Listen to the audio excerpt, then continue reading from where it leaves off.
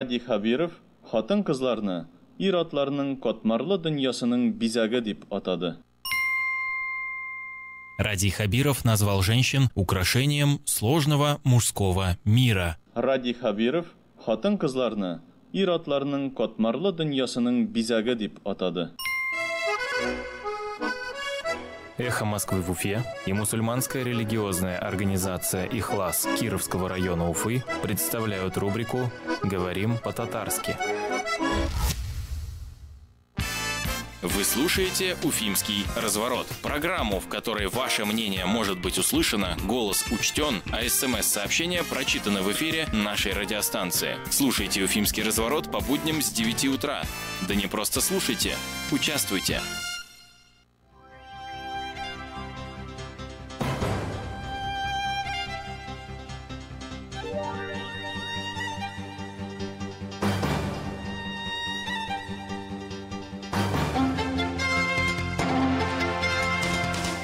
Начинаем уфимский разворот. Доброе утро. Денис Ганиев сегодня за соседним микрофоном. Доброе утро, друзья. Лена Черкова, ну и за звукорежиссерским пультом Никита Полянин. +7 927 304 1051. Номер для ваших смс-сообщений и сообщений в Телеграм. Пожалуйста, не забывайте, что он у нас тоже есть. Нам туда можно писать. Мы начали трансляции на Ютубе и на Фейсбуке. Нас можно смотреть, как обычно. Мы по старой схеме работаем, почитаем прессу, все, что писали наши коллеги вчера и сегодня утром. Послушаем отрывок программы «Персонально ваш». Вчера у нас в гостях был политолог Николай Евдокимов. Поголосуем как раз вдогонку от тому, о чем мы с ним говорили. А во второй части программы я хочу сразу анонсировать. У нас сегодня гость Леонид Круглов. Это фотограф, этнограф, путешественник и режиссер фильма «Великий Северный путь», который сейчас показывают в кинотеатрах Уфы. Поэтому, если у вас есть к нему свои вопросы, то можете присылать их на номер +7 927 304 1051. Ну а мы начинаем с обзора прессы. Начни. Ну что, да, начнем, Давай. пожалуй. Во-первых, с наступающим, Лен, грандиозным праздником, да, который мы еще, все ждем. Рано не рано, а вот ГИБДД Уфы, как пишет нам Росбалт.ру, поздравили мужчин с 8 марта. Так. С сексистской шуткой про женщин за рулем. Ну, вот как-то так, да. В общем, отдел ГИБДД Уфы выпустил поздравительное сообщение к 8 марта, при этом поздравление адресовано мужчинам. И содержит шутку о том, что женщина является причиной хаоса на дорогах. Там, в общем-то, ролик «День без женщин», на дорогах, и все так хорошо, гладенько, ничего не происходит, в общем-то. Что тут? Ну, в общем-то, это самая главная информация. Мне кажется, с начала года кто-то объявил месячник косяков в МВД. Вот, да? Причем даже не с начала года, а вот с октября прошлого года. И вот они прям этот месячник славно продолжают. Ну, вот ты сама управляешь автомобилем? У меня есть права, но я не вожу, у меня просто машины нет. Понятно. Ну, то есть тебя бы не зацепила эта реклама, или ты бы вот так поднапряглась? Ну, что это за такое? Не, ну я бы обиделась. Да, во всем мире сейчас это движение идет. Я бы обиделась. Я нормально вожу машину, я знаю, что я делаю это нормально. Ну, предлагаю тогда сейчас нам поголосовать так, давай. Налегке, да? Друзья, если вы считаете, что пол является каким-то, в общем-то, направлением качества вождения, да, то есть представитель какого-то пола лучше водит, значит, вы звоните по номеру 262 72 47. Если вы считаете, что пол человека никак не оказывает влияния на управление автомобилем, то вы звоните 262 72 48. Вот сейчас будет интересненько. Да, набросим. Голосование.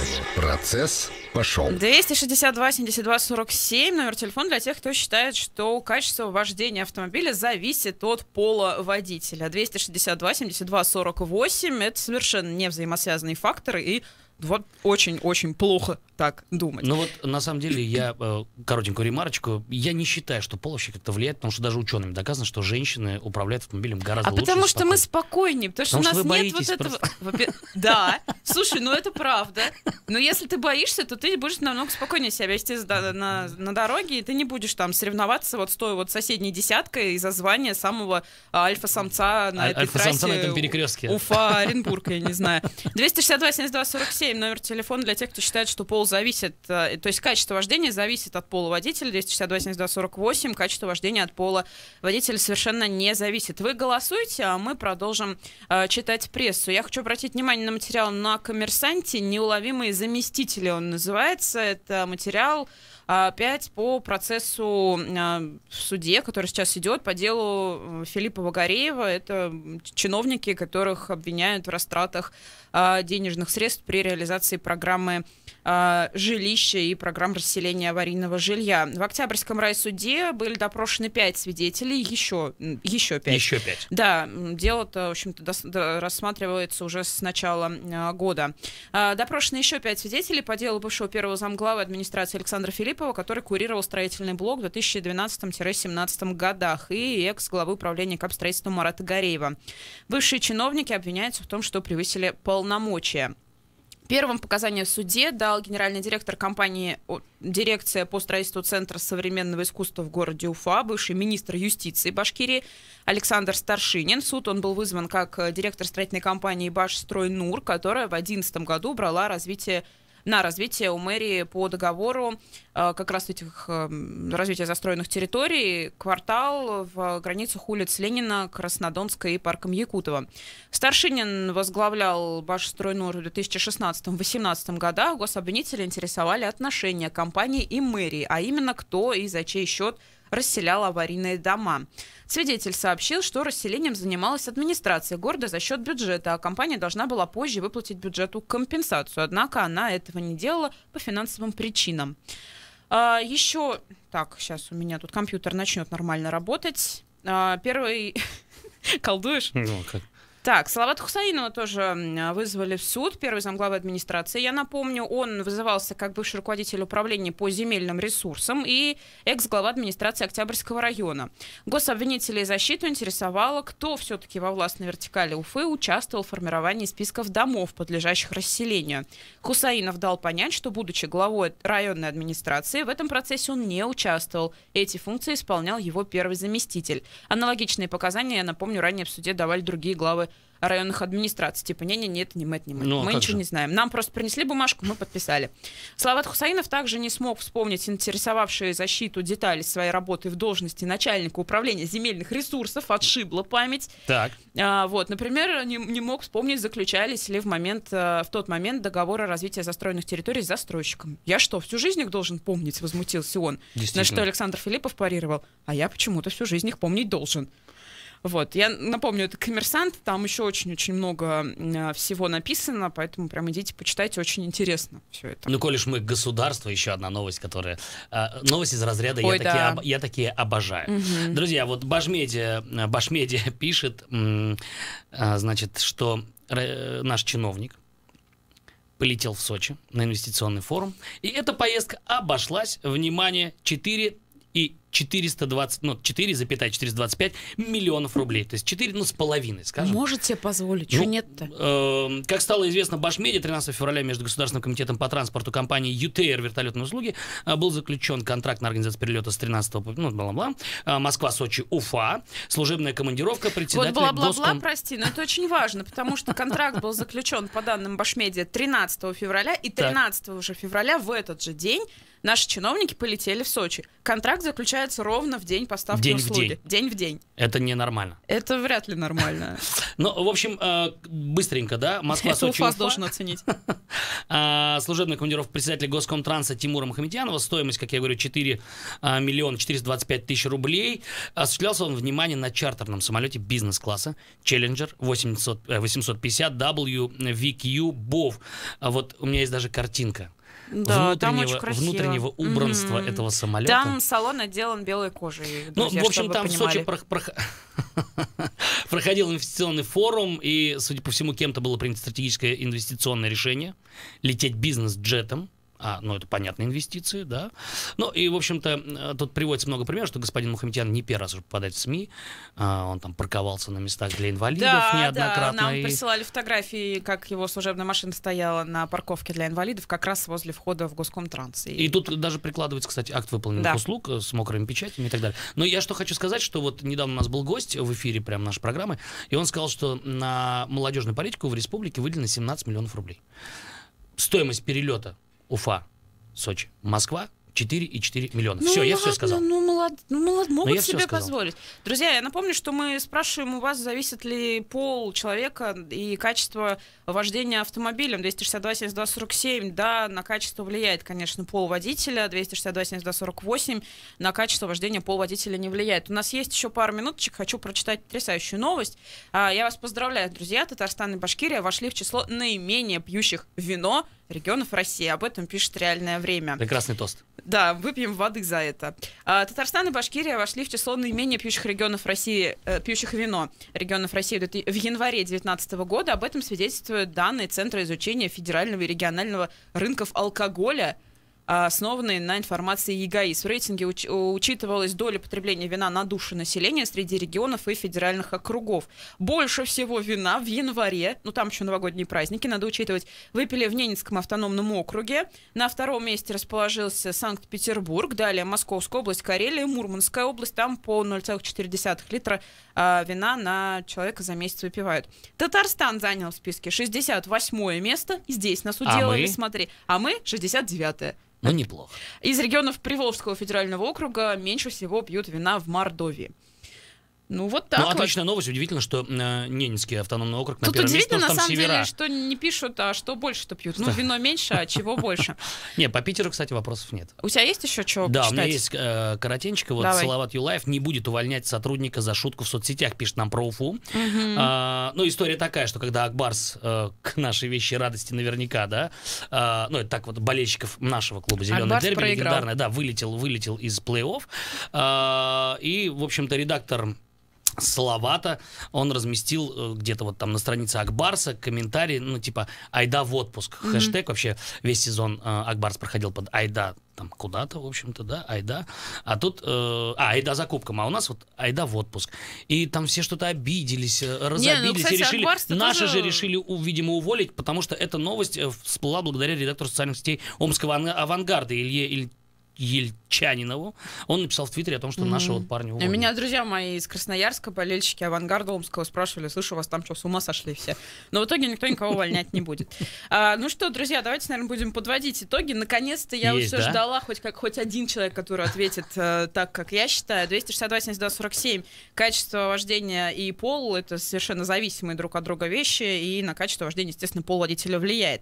262-72-48 — это независимые вещи, они друг на друга не влияют. 14% всего считает, что пол на качество вождения не влияет, и 86% сексисты. Согласны с ГИБДД Уфы. Будем заканчивать обзор прессы. Сейчас предлагаем вам послушать отрывок из вчерашней программы «Персонально важен». В гостях у меня был политолог Николай Евдокимов, и мы с ним разговаривали о возможных кандидатах на пост главы республики. Крупные политические партии, такие как КПРФ, ЛДПР, они, безусловно, смотрят, они изучают ситуацию, потому что нужно понять их логику тоже. А выставить слабого кандидата неправильно, просто потому что это очень серьезно может подорвать шансы партий. Даже если они понимают, что нет возможности победить на осенних выборах, они держат в уме еще выборы, которые через 2 года всего пройдут в 2021 году в Государственную Думу. И, соответственно, конечно, они выстраивают долгосрочную стратегию. Во-вторых, оценивая ситуацию, я думаю, они еще и подбирают кандидатов возможных. Да. Насколько вообще есть вероятность, и велика ли она, что через пару месяцев, уже ближе к лету, действительно появится, во-первых, много тех, кто будет оппонировать на этих выборах Хабирову, а во-вторых, кандидаты, которые действительно смогут стать достойной конкуренцией, сильные кандидаты, которые, в принципе, имеют шансы выиграть? Я бы на 2 части возможных кандидатов разделил. Первое — это политические партии, кого они выдвинут. И не секрет, что у нас есть 2-3 политические партии, помимо «Единой России», которая уже определилась с кандидатами, или кандидат определился с партией. Остальные политические партии, они, соответственно, будут единственные, кто могут выдвинуть более или менее конкурентоспособных кандидатов. Кто может быть этими кандидатами? То есть тут нужно смотреть на то, как развивается ситуация в других регионах. Сразу нужно сказать, что, конечно, если кандидаты будут выдвинуты из числа местных общественных деятелей, я в данном случае не беру в расчет Дильмухаметова или Кадырова, о которых мы говорили, потому потому что понятно, что парламентские партии их не будут выдвигать. Они попытаются выдвинуться от других политических структур, может быть, других партий поменьше, да, не парламентских каких-то сил. Парламентские партии наверняка просчитывают ситуацию. Если они выдвинут кого-то из кандидатов из местного актива, так будем говорить, то это будет прямая сдача в плен, что называется. То есть прямое признание собственного поражения до начала выборов, потому что реально в республике на сегодняшний день нет фигуры, которая могла бы составить конкуренцию Радию Хабирову. Такую конкуренцию могли бы составить федеральные политики, представляющие ЛДПР или КПРФ. И мы видим, что, например, в Петербурге КПРФ выдвигает кинорежиссера Бортко. Максим Шевченко, известный журналист, пытается, или, по крайней мере, время от времени говорит, что он готов принимать участие в губернаторских выборах. Пытался во Владимирской области в прошлом году. То есть это те люди, которые, ну, может быть, они и не победят, но, по крайней мере, они совершенно точно обладают медийной известностью, они обладают узнаваемостью у населения, и люди не будут спрашивать, приходя на избирательный участок там, или видя их по телевизору, а кто это такой вообще. Ну, это как Жириновский, когда ЛДПР его выдвигали в Курултай. Ну да, да, но там-то было понятно, что Жириновский, конечно, не променяет кресло Государственной Думы на Курултай, а здесь речь идет о тех политиках, которые реально могут применять кресло в Государственной Думе, например, да, на место потенциально главы региона. Хотя даже в этом случае я думаю, что им тяжело будет составить конкуренцию в силу там ряда причин. В общем, если такой сценарий будет реализован, то, конечно, избирательная кампания будет более конкурентная. Это был фрагмент программы «Персонально ваш». Я напомню, что в гостях у нас вчера был политолог Николай Евдокимов. Этот эфир вы можете посмотреть еще раз и послушать на нашем сайте hmsk.ufa.ru в разделе «Программы», а также в нашем канале на Ютубе и в группе на Фейсбуке. Кстати, я сразу проанонсирую, что сегодня у нас в гостях социолог Арсен Нуриджанов, поэтому вы также можете уже начинать присылать ему свои вопросы. После 15 часов мы выходим в эфир. +7 927 304 1051, номер, собственно, для ваших смс-ок. А сейчас мы тему менять не станем, мы будем голосовать как раз вдогонку тому, о чем мы вчера с Николаем Евдокимовым говорили. А голосование мое любимое из разряда «если завтра выборы». Если в это воскресенье, вот уже какое там будет марта? 10 марта. Выборы главы Республики Башкортостан. Вы бы проголосовали за Хабирова или за любого другого кандидата, но не за Хабирова? 262 72 47. Хабиров мой кандидат, мой президент, я буду голосовать исключительно за него. 262 72 47. 262 72 48, за кого угодно, только не за Хабирова. Голосование. Процесс пошел. Итак, если уже в это воскресенье были бы выборы главы Республики Башкортостан, и у вас был бы выбор, да, проголосовать за Радия Хабирова, либо за любого другого кандидата на пост, собственно, руководителя региона. 262 72 47. Я буду голосовать только за Радия Хабирова. Это мой президент, прям мой глава. Все классно и люблю. 262 72 48. Я буду голосовать за кого угодно, только не за Радия Хабирова. Денис, за кого ты будешь голосовать в это воскресенье? В это воскресенье, конечно, я бы проголосовал за действующего временно исполняющего. Так, объяснись. Ну а что объясняться? Во-первых, есть работа. Начались какие-то движения, как минимум в СМИ, мы видим поездки, видим. Мне очень нравятся оперативки такие, знаешь, где вот... Слушайте, там ли вы вообще сидите? Ты любишь, когда стучат кулаком по столу? Я люблю, когда жестко, потому что власть не должна быть мягкой.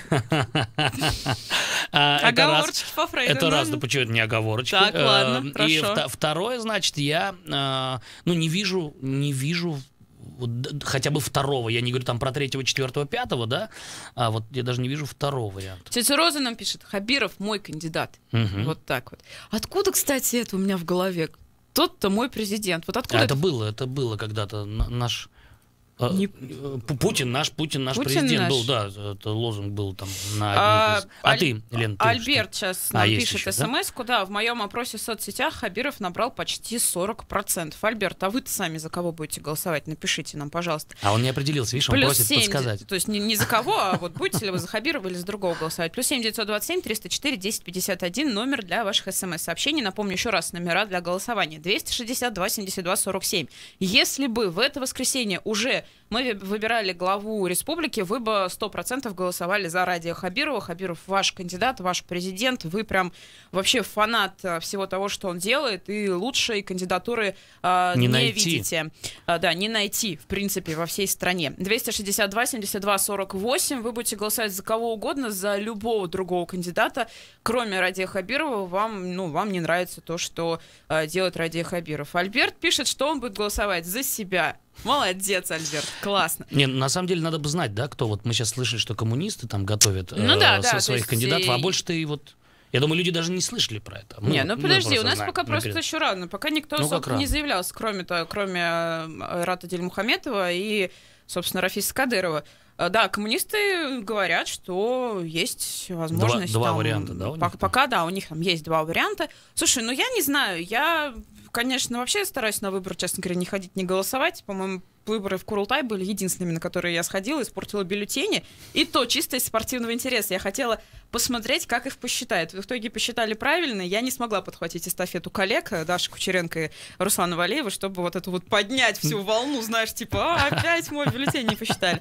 Но если бы завтра выборы, я бы, конечно, за Хабирова голосовать не стала. Но мне вот не нравится то, что происходит в республике. Мне не нравилось то, что происходит в республике при Хамитове, но мне не нравится то, что происходит сейчас, и я не понимаю вот этой всей волны фанатизма, которая началась, когда Ради Хабиров пришел на эту должность. 262-72-47, номер телефона для тех, кто голосовал бы за Радия Хабирова, если бы уже в это воскресенье мы бы выбирали главу Башкирии. 262-72-48, номер телефона для тех, кто голосовал бы за кого угодно вообще, только не за Радия Хабирова. Слушай, такое активное голосование, так мне нравится, прям классно. Не, вопрос-то такой...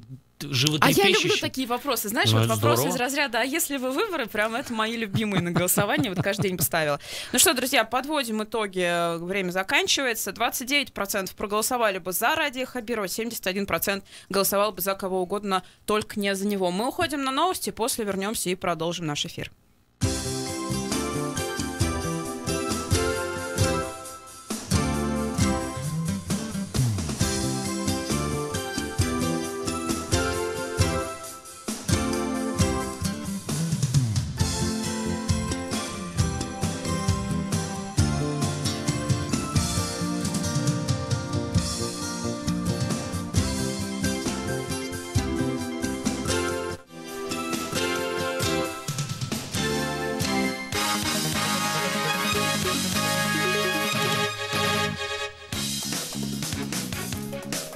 Половина восьмого в Москве, на Эхе новости, в студии Ирина Кучеренко.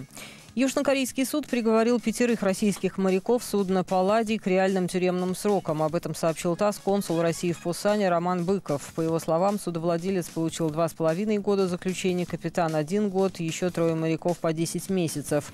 Старшему механику назначен приговор с отсрочкой наказания. В южнокорейской практике это означает условный срок, сказал дипломат.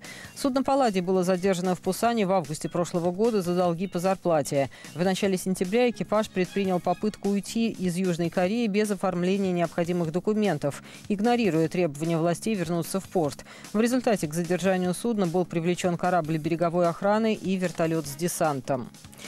Госдума должна рассмотреть сегодня во втором решающем чтении законопроект о публикации недостоверной информации. Он предполагает штрафы для тех, кто публикует фейки в интернете. Накануне профильный комитет рекомендовал ряд поправок к документу. Из-под действия закона выведены традиционные СМИ. Вместе с тем в разы увеличены штрафы. Лидер ЛДПР Владимир Жириновский ранее высказывал мнение о том, что главное не допускать паники из-за недостоверных новостей. Остановить ложную информацию в интернете. В городах Приморья сколько детей вывели на улицы с магазинов, то есть постоянная ложная информация, заминирование, то есть вызывают панику в стране. Законопроект внесли единороссы и сенаторы Андрей Клишес и Людмила Бокова, а также депутат Госдумы Дмитрий Вяткин. В Нижней палате не исключили, что третье окончательное чтение документа пройдет уже сегодня. Владимирская чиновница назвала питание детей в школах делом родителей. Комментируя в интервью порталу «Про Владимир» отмену бесплатных завтраков для некоторых групп учеников младших классов, директор областного департамента образования Ольга Беляева отметила, что согласно закону об образовании учебные заведения должны предоставить кухонное оборудование, место для приготовления пищи и условия для ее приема, а также нанять поваров. А вот обеспечить само питание, то есть подвоз продуктов, приобретение продуктов питания, изготовления и так далее, вот это уже вопрос родителей, сказала она. Портал напоминает, что по закону организацией питания школьников должны заниматься учебные заведения за счет бюджета. Суд ужесточил наказание для дочери первого президента Узбекистана Ислама Каримова Гульнары. Ее перевели в колонию общего режима из-за злостного нарушения порядка отбывания наказания. Об этом говорится на сайте Республиканской прокуратуры. В декабре 2017 года Каримову приговорили к 10 годам лишения свободы по целому ряду обвинений. Позже ей заменили наказание на ограничение свободы на 5 лет. Отбывать этот срок она должна была по месту жительства своей дочери Иман, соблюдая ряд ограничений. Кроме того, она должна была возместить ущерб, нанесенный государству. В Москве сегодня облачно, небольшие осадки, около 0 градусов. Ирина Кучеренко, служба информации «Эхо Москвы». 3, 2, 1. Реклама. В новом умном доме на Злобина свой паркинг с доступом для всех жильцов. Паркуйтесь по-умному. Бронируйте квартиры в умном доме с 8-ярусным паркингом. 280-10. 280-10. Застройщик ИСК «Стройфедерация». Проектная декларация на сайте стройфед.ру. Набор водителей такси. У нас всегда для вас много работы. Служба заказа «Такси Мотор». 2 900 900. Сегодня гостем программы «Персонально ваш» будет кандидат социологических наук Арсен Нуриджанов. Вопросы гостю присылайте на номер +7 927 304 10 51. Слушайте эфир на Эхе Москвы в Уфе после 15 часов. По средам после 13 часов на Эхе Москвы в Уфе раскрываем результаты маркетинговых исследований и говорим с экспертами из различных сфер рынка. В программе «Включаем маркетинг». Ведет программу Виталий Пилипчук. Телефон рекламной службы «Эхо Москвы» в Уфе. 216 35 99. Будет реклама, будет и эхо. На то мы и партнеры.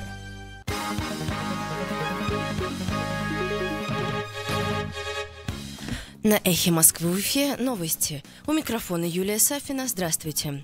Депутат Госдумы Александр Ющенко рассказал Эху, что в качестве кандидата на пост главы Башкирии КПРФ рассматривает несколько членов партии.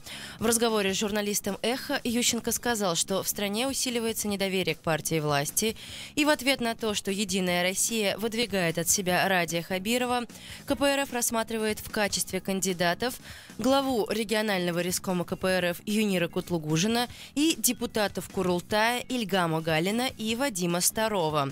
По его словам, решение в конечном итоге будет принимать партия, и, скорее всего, принято оно будет до конца марта. Юнир Кутлугужин сообщил Эху, что ему сделали такое предложение, но конкретный кандидат на выборы главы Башкирии будет выдвинут после конференции республиканского отделения КПРФ, которая пройдет в начале июня. Выборы главы Башкирии пройдут в сентябре 2019 года. Ранее Ради Хабиров заявил, что будет участвовать в них от партии «Единая Россия». В аэропорту Уфа началась реконструкция терминала внутренних линий. Стоимость реконструкции составила более 2,5 миллиардов рублей. К финансированию проекта привлекаются федеральные средства. Об этом сообщил руководитель Гостранса Республики Тимур Мухаметьянов на транспортном часе в правительстве Башкирии. По его словам, сначала будет возведен пристрой, затем проведена реконструкция старого здания. В планах увеличить пропускную способность терминала в 2 раза – с 600 до 1200 пассажиров в час. Техническое открытие объекта запланировано на декабрь 2019 года.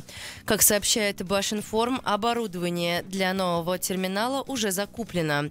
Это телескопические трапы, техника для досмотра, обработки и доставки багажа.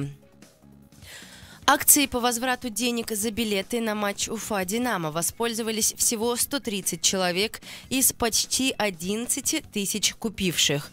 Клуб заявлял, что готов вернуть болельщикам деньги в случае проигрыша Уфы, а кроме того выдать билет на следующий уфимский матч. Игра прошла в субботу и завершилась поражением уфимцам со счетом 1-2.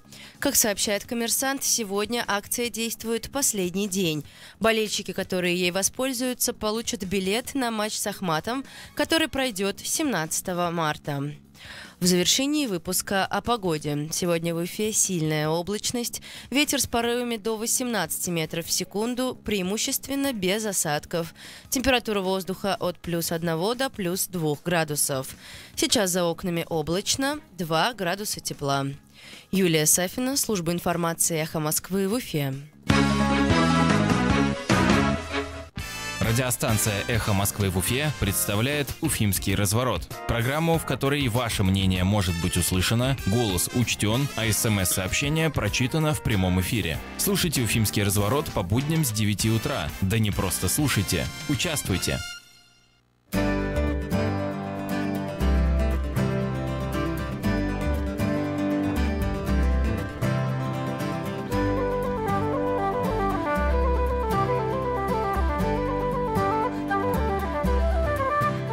Продолжаем «Уфимский разворот». Денис Ганиев.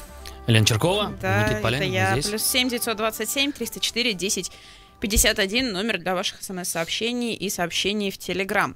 А у нас в студии гость. И гость у нас очень крутой, я бы сказала. Фотограф, этнограф, путешественник, член Русского географического общества и режиссер фильма «Великий Северный путь» Леонид Круглов. Леонид, приветствую. Приветствую всех. Доброе утро, Леонид. Давайте про фильм расскажем. «Великий Северный путь» — этот фильм посвящен экспедиции Семена Дежнева, я насколько понимаю. Расскажите, пожалуйста, вообще, откуда пришла идея его снимать, как это все происходило?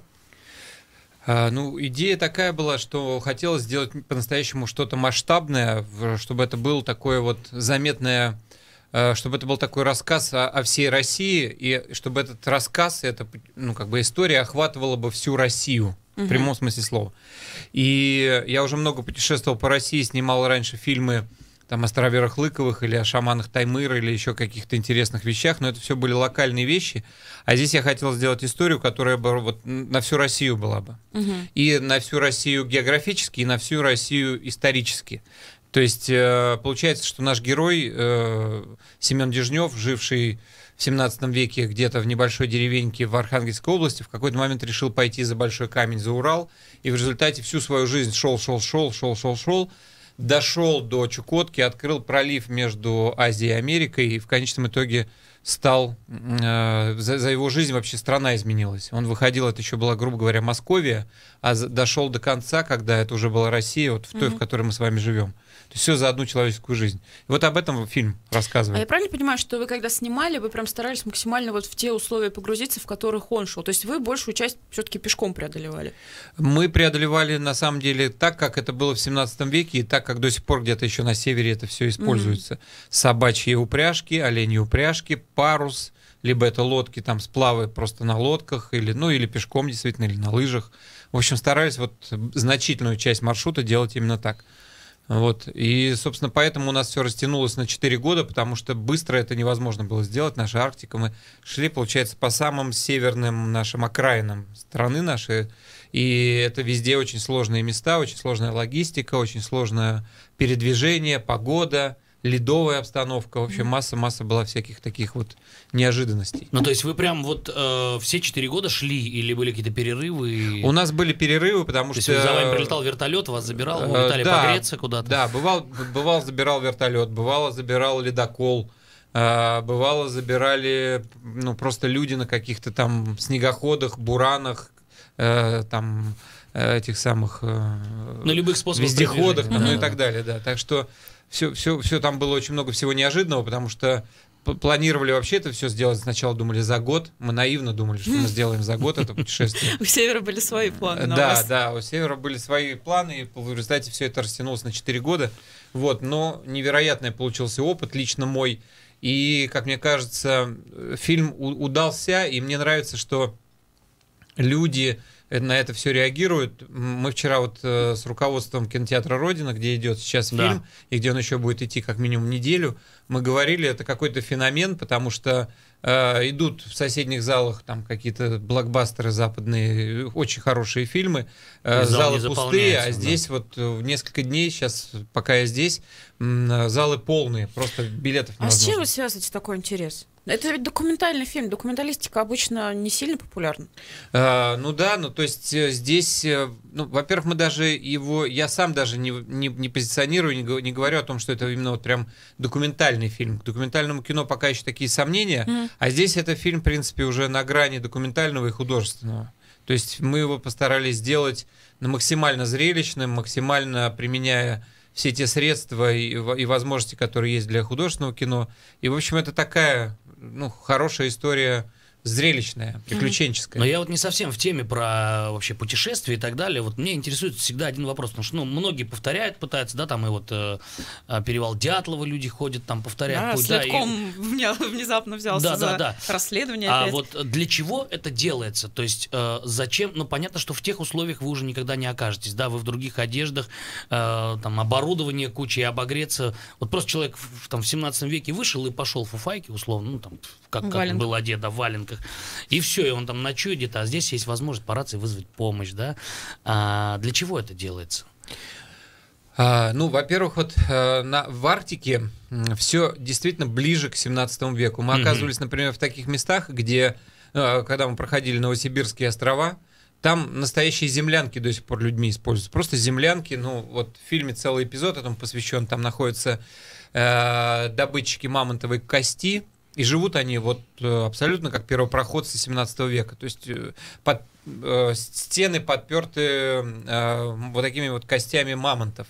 И, соответственно, да, сверху все укрыто дерном, и все, и полная автономность. И когда мы туда пришли, мы тоже пришли в режиме полной автономности на маленьком паруснике, на маленьком катамаране парусном. Поэтому были реальные эпизоды у нас, не везде, конечно, но во многих местах, где нам даже МЧС Якутии, которые нас в какой-то момент сопровождали, говорили, что дальше... Не надо. Нет, ну не то, что не надо. У нас там был как раз, да, спутниковый трекер, за нами можно было видеть, следить и так далее. Но они говорят, мы вам просто оперативно помочь не сможем, если что-то с вами случится. Поэтому были ситуации, когда действительно все это приближалось к ситуации 17 века. Но мне это лично нужно было для того, чтобы все-таки все это пережить и потом об этом рассказывать и показывать другим людям, чтобы во все это можно было погрузиться. Я старался сделать фильм, в котором ты максимально вот во все это погрузишься и переживешь. Мне вчера после показа многие подходили, говорили, что ну много раз в фильме просто мурашки так сказать, от спины до хвоста бегают, поэтому там как бы есть моменты, которые очень сильно переживают. Слушайте, надо всех селебрити согнать, вот, которые жизни не представляют себе без телефона. Давай предложим Госкомтрансу туда сходить. Хорошая идея. Хорошая идея. Слушайте, вот как раз про людей, раз вы заговорили, а как жители, которые там живут, да, как они на вас реагировали? Вот вы приходите куда-то, в какое-то поселение, говорите, вот, здрасте, мы фильм снимаем. Что они говорили? Они не спрашивали сейчас, вы что, вы ребята, кто? вы откуда вообще? Не встречали вас со стрелами? На самом деле, конечно, там вот эта история, это всегда... Ну, мы вообще уже очень давно снимаем кино, поэтому на это закладываем всегда время. То есть мы приходим, когда куда-то, мы всегда очень много времени уходит на то, чтобы наладить вот эти взаимоотношения с местными народами, с людьми и так далее. Всегда, конечно, сначала настороженность. Вообще это свойственно всем кочевникам. У меня уже, например, было много проектов там и о цыганах Индии, и о кочевниках там Папуа-Новой Гвинеи в центре острова, где, в общем, кочевник — это кочевник. Он всегда должен быть автономен, он всегда по сторонам смотрит, он всегда... Наши предки так жили, и кочевники, они также живут. Поэтому очень много времени уходит просто на налаживание вот этого контакта, но мы уже знаем, как это делать, там не надо спешить, нужно просто с людьми нормально пообщаться, показать им какие-то первые съемки, ну, естественно, с какими-то подарками прийти. Ну, в общем, это целый процесс. Что дарили? Ну, сейчас мы дарили людям Кстати, вот у меня очень хорошо пользовалась популярностью у кочевников фонарик, но который с маленькой динамо-машиной. То есть, который может сам подзаводиться. Да, который крутишь. Это очень для них полезная вещь, потому что они часто кочуют там месяцами, не доходя до поселка, не доходя там до генераторов. И или батареек, понятно, не найдешь. Да, вот это очень прям такая классная была вещь. Ну, еще какие-то такие вот недорогие, практичные просто сувениры. Там, например, я с собой вожу такое кресало для добывания огня. Тоже очень хороший подарок. Спички иногда намокают, а это, знаете, там всегда... Слушай, а мне вот интересно, как они там разговаривают? То есть, у них наверняка культура еще, никак, да, у нас здесь там без СМИ, без всего. Осталось ли что-то вот из того, что мы читали в книгах классиков, допустим, какие-то речевые обороты, какие-то слова, которых мы не используем, допустим? Вы знаете, мы там добрались до одного места, просто которое, от которого я был просто потрясен. Там в низовье Хандигирки находится место, оно называется Русское Устье. И есть такой малый народ, даже русско-устинцы. То есть это потомки тех самых древних поселенцев, которые когда-то пришли во времена Дежнева, может, даже чуть раньше. Вот. И там бабушки и дедушки говорят между собой на языке, собственно, даже Дежнева. То есть там я понимал, наверное, на старорусском вот это. На очень старорусском, да еще и смешанном с диалектами местных народов, потому что они же шли очень долго и смешивались, и туда приходили всякие интересные словечки. Я такого, там, например, там бабушка объясняла нам дорогу, объясняла, потому что там низовье Индигирки все изрезано протоками, и надо знать, где пройти, да. Нужно знать. И она нам объясняла эту дорогу. Там были слова, там, кулига. Увидите какую-то кулигу, потом там... Я не могу сказать точно, что это такое. Нет, потому что проходили мы кулигу или нет, я не уверен. Но вы можете говорить, потому что мало кто знает, вы можете говорить, мы проходили кулигу. Да, потом веретичи, там тоже где-то веретичи лягут, и дальше что-то еще там будет. Ну, в общем, такие вещи, это все в фильме есть отдельным эпизодом. Я специально это прям вот дал людям возможность послушать, потому что это вот прям такой фрагмент живой оттуда. Это, конечно, потрясает. Вот. А так, конечно, малые народы северные, там используются свои языки традиционные, и там, конечно, это тоже очень, очень интересно. Вот, кстати, про языки коренных народов интересно. У нас ведь все-таки идет вот эта история с сохранением языков. Там, я так понимаю, вообще проблемы нет с сохранением. Они, в принципе, на этих языках разговаривают, на своих коренных. Или там тоже есть эта проблема, ее тоже люди пытаются как-то решить, что-то с языками сделать. Вы знаете, вообще у нас есть целая государственная политика, где вообще у нас очень здорово поддерживают местные языки. Я знаю, что во многих школах идет преподавание на местных языках. То есть в этом плане там прямо идут целые государственные программы. Это я знаю точно. Вот. Но как ни странно, с советского времени, вот казалось бы, Чукотка дальше всего, но там с этим хуже. Может быть, потому что чукчи всегда было меньше. Может быть, я не знаю, в чем там причина. А, например, Ямал, который недалеко, там от Москвы 2 дня на поезде, там вообще просто невероятная сохранность всех традиций, языка и вообще всего-всего. То есть от расстояния не зависит. В принципе, зависит от людей, которые вот на определенной территории живут. Да, зависит, видимо, от того, насколько у этих людей сохранилась своя религия, прежде всего, потому что это такая база.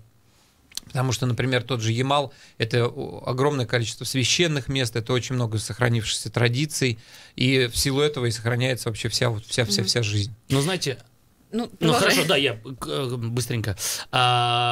Вот сколько занимала подготовка к этим съемкам? Потому что я очень много читал про индейцев, про майя, ацтеков, в детстве, да, вот это приключенческая литература, и когда там прибываешь, нужно определенным образом поприветствовать племя, чтобы тебя сразу не сожгли, я сейчас грубо, да.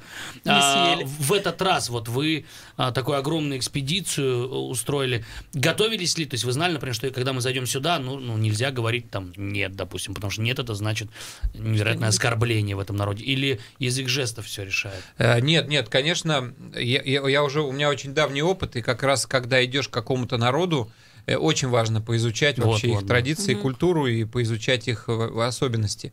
Здесь в этом плане мне везло, потому что не всегда успевал я там оперативно все в голове освежить, потому что, например, с чумом или с ярангой, с входом, с расположением внутри, женская, мужская половина, много-много нюансов, там есть священные места в той же, нельзя вообще ступать. Это очень строго соблюдается, да, там? Это соблюдается, да, это не для туристов, это не для каких-то там задач, не знаю, там... пропаганды, да, там посещений, это реальная жизнь у людей, и в фильме у нас очень много показано людей в этих еще и традиционных одеждах, и меня вот вчера тоже после премьеры многие спрашивали, говорят, это, наверное, специально вы их там переодевали. Но реально люди ходят, и иногда в очень необычных украшениях, для нас необычных, для них нормальных, потому что видно, что для них, для любого человека видно, что эта девушка там на выданье, например, и это значит, что она там, соответственно, украшена, она так и ходит, и всем все понятно.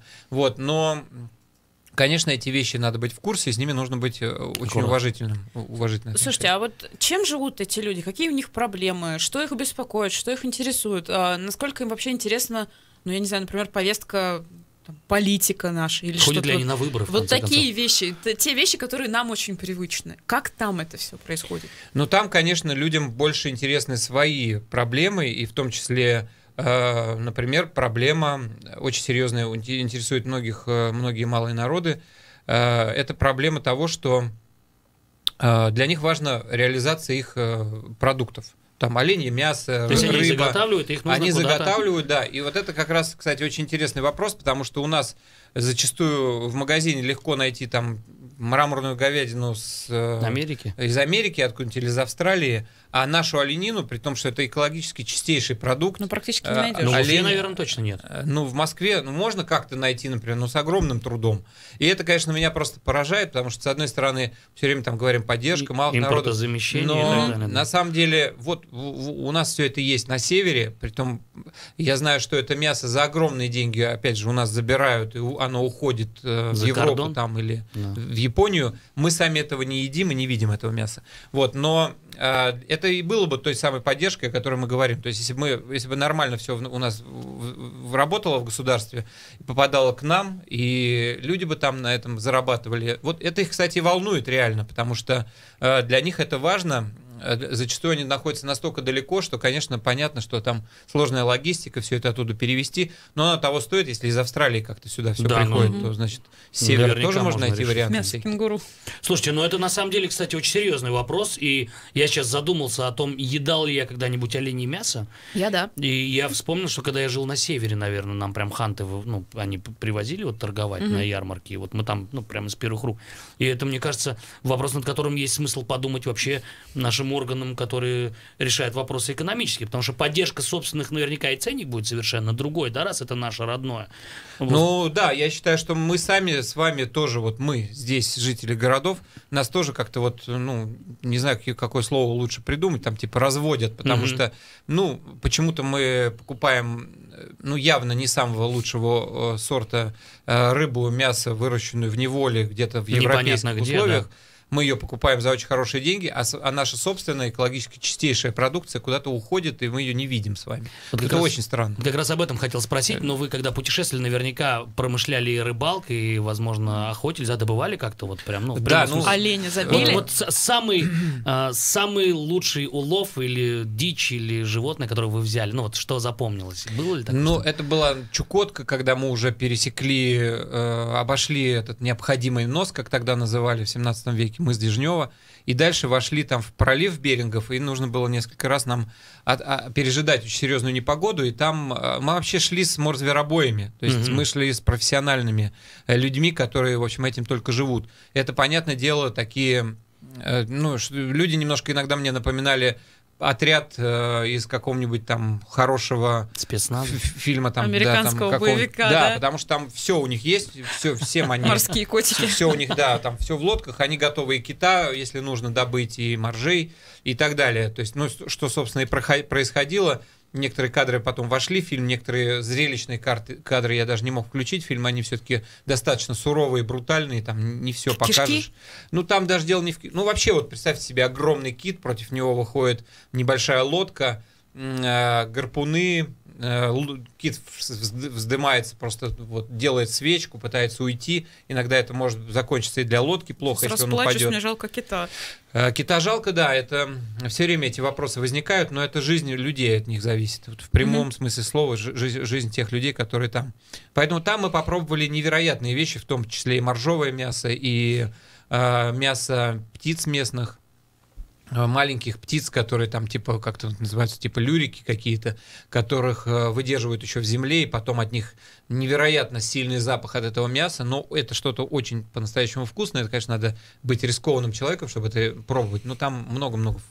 Северная кухня, она вообще невероятно вкусная, интересная, необычная. Мы ее просто с вами совсем не знаем. Она классная. Хочется еще немножко по техническим вопросам пройтись. Я так понимаю, вы 10 тысяч километров в общей сложности преодолели. Примерно так, да. Я вот примерно посчитал, это вот где-то какие-то прямые участки на карте. На самом деле мы, конечно, там, наверное, больше. Давайте, наверное, обозначим вот такие самые, наверное, якорные точки вашего маршрута. Ну, началось все в Архангельской области. Мы прошли по реке Северная Двина вместе с известным путешественником Федором Конюховым на собаках. Он сам помор. Потом мы пересекли Полярный Урал, южные отроги Урала. И это был район как раз плато Мань-Папунер знаменитого, где стоят эти огромные камни невероятные, величественные. И рядом перевал Дятлова находится. Откуда как раз, когда мы там находились, пришла группа таких очень тоже необычных странников, которые попали, мы вместе с ними попали там в суровые очень условия, в метель, пережидали долго и так далее. В общем, потом мы оказались на Ямале, где кочевали как раз с немцами очень много и пересекали Обскую губу, и вообще жили с ними одной жизнью очень долго. Потом оказались в Тюменской области, это тоже древний зимник, мы все шли по древним путям, которыми ходили поморы. И дальше мы оказались по зимнику из Абдорского острога, во времена Семена Дежнева, сейчас это Салихард, мы оказались в Тюмени, потом в Тобольске. В Тюменской области мы видели очень интересные традиции, в том числе так называемую царскую охоту, например. То есть это традиция охоты с собаками, где вообще не применяется оружие огнестрельное, только собаки. Это тоже очень древняя традиция, она вот до сих пор в казачьих поселениях сохранилась в Тюменской области. Это очень интересно. Дальше из Тобольска вот этот большой был переход. У нас там была только одна остановка на месяц, где мы потерпели полный провал и полное крушение вообще планов. Нас забросили на плато Путарана, знаменитое, и в очень дальний его край на вертолете. И у нас был запланирован месяц, и мы были уверены, что мы за этот месяц там просто наснимаем такого. Вот. И мы прилетели, вертолет с трудом улетел, и началась такая пурга, буря и ураган, и вот она не прекращалась весь этот месяц. Можете представить? То есть мы здесь жалуемся, что 2 дня метет, да? Да. И снег не чистит, а там вот просто месяц, да? Да, и мы за этот месяц просидели в избушке, которую качало, просто в любой момент казалось, что ее просто сейчас унесет куда-то. С нами был паралет, это такой маленький летательный аппарат, на котором мы рассчитывали съемки сделать. И в результате у нас получился 1 день всего съемок. Ну и, соответственно, 1 всего кадр вошел в фильм. Вот иногда такая бывает. Ну, круто. Но у нас совсем мало времени, да, осталось? Давайте напомним еще раз. Кинотеатр «Родина». Я так понимаю, что продлили по сроки. 5-7 марта было, сейчас продлили. Да, это... Вот мы вчера разговаривали с руководством кинотеатра «Родина», они говорят, это какой-то феномен, потому что мы сначала поставили там на день, на 2, на 3 полные аншлаги. Сейчас продлили на неделю. Вот в ближайшую неделю... Друзья, всех приглашаем смотреть замечательный фильм. А мы заканчиваем наш разворот. У нас в гостях был Леонид Круглов, режиссер фильма «Великий Северный путь». Пока. Пока.